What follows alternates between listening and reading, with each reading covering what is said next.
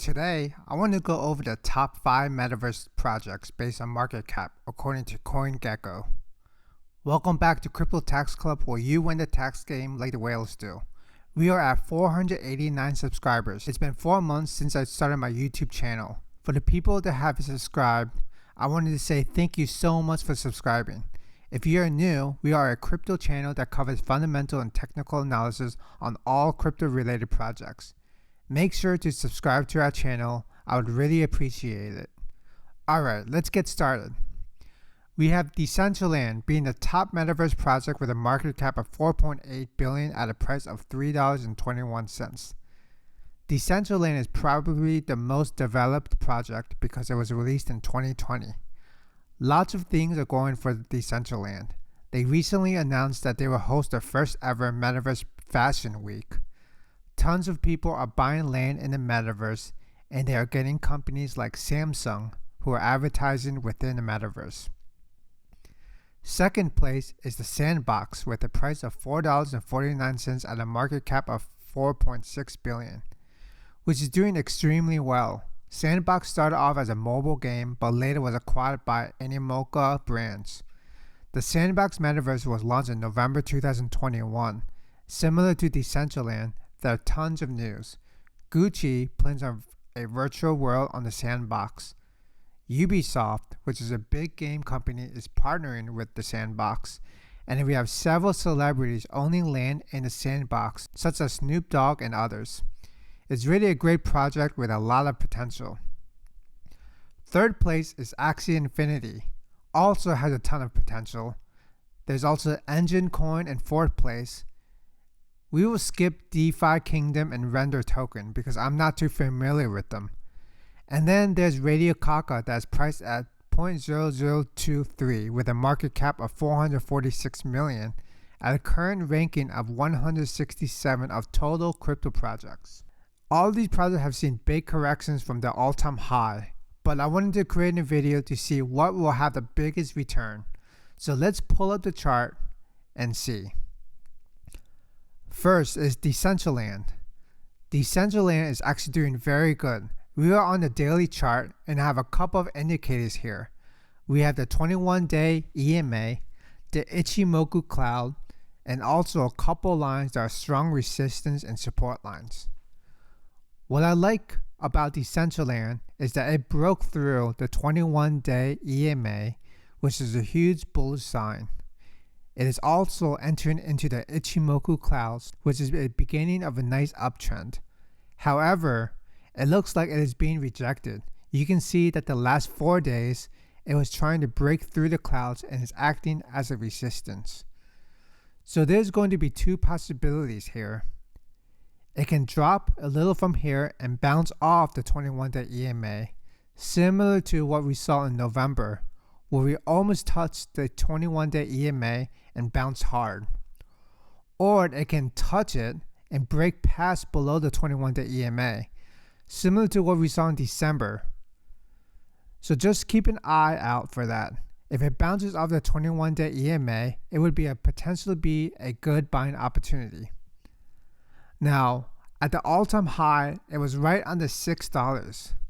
So from the all-time high to today, it is a 48% correction. That is a pretty significant, so you would be getting a discount at these prices. In fact, if you were to buy today, you can probably see your portfolio double pretty quickly. From the bottom to today's price, it has gained 86%. So I will add this information to the top right so we can keep track and compare to the other projects. Next up is the Sandbox. Also similar to Decentraland, it broke through the 21-day EMA. The only difference is that the Sandbox is not as bullish because it has not breached through the Ichimoku cloud. From the top to today's pricing, there was a 45% correction. And from the bottom to today's pricing, it has recovered 76%. Compared to Decentraland, it looks like it's recovering slower. It probably is because it did not have a big of a correction. The Sandbox looks to be more stable with less volatility so far. Similar to Decentraland, watch out for these key support, which is very close to the 21-day EMA. You do not want to break through this. And if you are going to buy now, I will look into putting a stop loss a little bit below the 21-day EMA just in case. Next is Axie Infinity. Since November, we have been in a downtrend, and it cannot seem to break through this descending line. You can see the past 3 days, we have been flirting with this line, and it looks like it's about to cross it in the 21-day EMA. It also reached the resistance of $71. Out of these 3 projects that we have covered so far, I don't think this is as strong. So let's measure from the top to today's price. It's a 62% correction. And from the bottom to today's price, it's around a 41%. You can see that it corrected more than Sandbox, but is recovering so slow. There isn't too much volume right now, so out of these 3 projects, I will put this last on my list. Next project is Enjin. I will put it similar to Axie Infinity. It really does not look like it wants to stay above the 21-day EMA.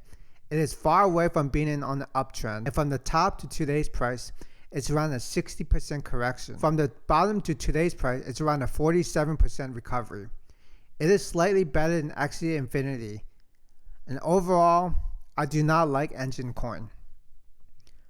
Next is radiocaca. Radiocaca has a lot of fundamental news with a partnership with many top schools and universities. They have been heavily being marketed in Turkey, and I've seen a lot of articles on them.